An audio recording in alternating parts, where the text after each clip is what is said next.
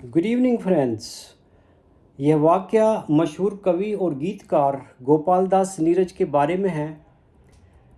वही गीतकार नीरज जिन्होंने राज कपूर की फिल्म मेरा नाम जोकर में वो गीत लिखा था, ए भाई जरा देख के चलो, दाएं ही नहीं बाएं भी, ऊपर ही नहीं नीचे भी।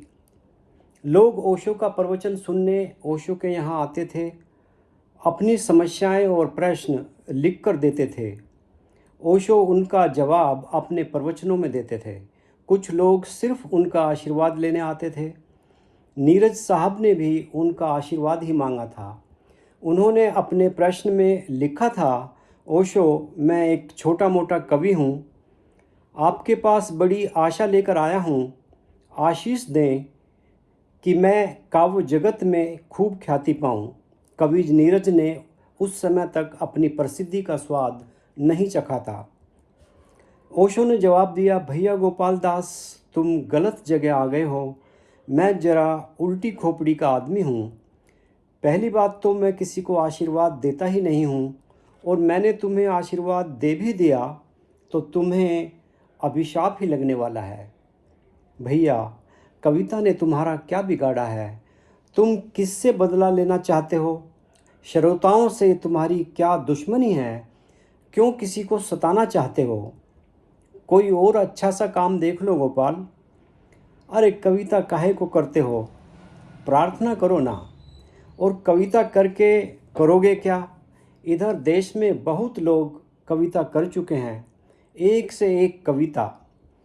और इसके बाद एक छोटी सी कविता ओशो ने उन्हें सुनाई।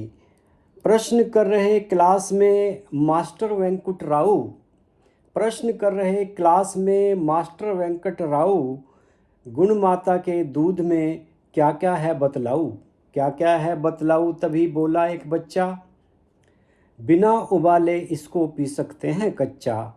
अदर मिल्क से मदर मिल्क होता पावरफुल, अदर मिल्क से मदर मिल्क होता पावरफुल, इसमें चीनी नहीं डालनी पड़ती बिल्कुल। आखिर में बोली छोटी सी लड़की लिल्ली, आखिर में बोली छोटी सी लड़की लिल्ली, मम्मी जी का दूध नहीं पी सकती बिल्ली। और ख्याति पाकर करोगे भी क्या? ख्याति मिलने से आखिर होगा भी क्या? प्रसिद्धि ऐसी है कि जैसे पानी पर खींची गई लकीर, आज बनाई और कल मिट गई। कुछ काम की बात पूछो गोपाल।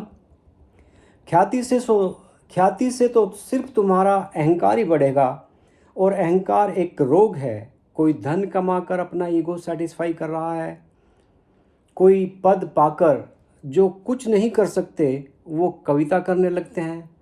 कविता है क्या? सिर्फ थोड़ा सा जोड़ तोड़, शब्दों की तिकड़मबाजी, बस किसी तरह प्रसिद्धि चाहिए। गोपाल दास, छोड़ो ये अहंकार की आकांक्षा। सारी दुनिया भी अगर तुमको जान लेगी तो उससे होने वाला कुछ नहीं है। तुम अपने आप को जानो तो कोई बात बने। तुमने अगर अपने आप को जान लिया तो चलेगा, बेशक तुम्हें कोई न जाने। और अगर तुम अपने आप को ना जान पाए तो जीवन को व्यर्थ ही समझो, बेशक चाहे फिर सारी दुनिया तुम्हारा नाम जानती हो। इसलिए स्वयं को जानने के लिए सब कुछ दांव पर लगा दो। और जिस दिन तुम अपने आप को जान लोगे उस दिन तुम्हारी कविता का रंग रूप ही कुछ और होगा। अपने को जान लो और अहंकार से खाली हो जाओ। उस शून्यता में जिस कविता की रचना तुम करोगे वो अनूठी होगी, उस काव्य का सौंदर्य अनूठा होगा। ऐसा नहीं है कि ओशो कविता के खिलाफ थे, मगर वो चाहते थे कि कविता व्यक्ति के हृदय से निकले। खैर, उस समय तक कवि गोपाल दास नीरज सफल नहीं हुए थे। प्रसिद्धि उनसे कोसों दूर थी। वो वक्त के थपेड़े खा रहे थे, कभी किसी दुकान पर नौकरी तो कभी एक टाइपिस्ट के रूप में छोटा मोटा कोई काम, कभी किसी कॉलेज में क्लर्की तो कभी कुछ और। मगर इस बीच उन्होंने दो काम बहुत सही किए। एक तो उन्होंने हिंदी साहित्य में एमए किया, वो भी प्रथम श्रेणी में और दूसरे उन्होंने अपनी साहित्यिक यात्रा जारी रखी। इसका परिणाम यह हुआ कि वो अलीगढ़ के धर्म समाज कॉलेज में एक प्रोफेसर की पोस्ट पाने में सफल रहे। कालांतर में उत्तर प्रदेश सरकार ने उन्हें भाषा संस्थान का अध्यक्ष भी नामित किया, जिसका दर्जा राज्य में कैबिनेट मिनिस्टर के बराबर है। दूसरी तरफ वो कवि सम्मेलनों में भी धूम मचा रहे थे। उन दिनों मुशायरे और कवि सम्मेलनों का बड़ा महत्व था। ये 1960 के आसपास की बात है। कवि सम्मेलनों में उनकी लोकप्रियता का ही परिणाम था कि उनको फिल्मों में गीत लिखने के लिए ऑफ़र मिलने लगे। वहाँ पर भी उन्हें अपार सफलता ही मिली।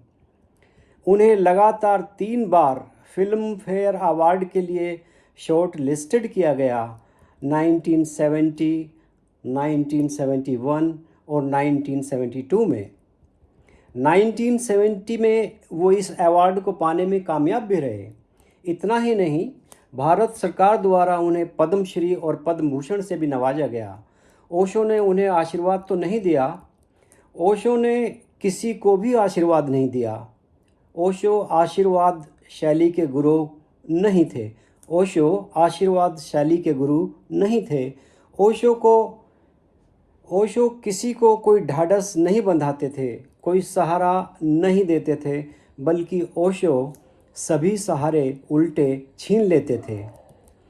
ओशो कहते हैं, मैं मृत्यु सिखाता हूँ, मैं मृत्यु सिखाता हूँ और मृत्यु सीखने के उपक्रम में और मृत्यु सिखाने के उपक्रम में ही ओशो जीवन का रहस्य उजागर कर देते हैं। और यही उन्होंने कवि नीरज के साथ किया था। ओशो जैसे गुरु अभिशाप नहीं देते। सद्गुरु प्राय अभिशाप देता ही नहीं। जो अभिशाप दे सके, समझो उसके सद्गुरु होने में अभी कुछ कमी है। धन्यवाद।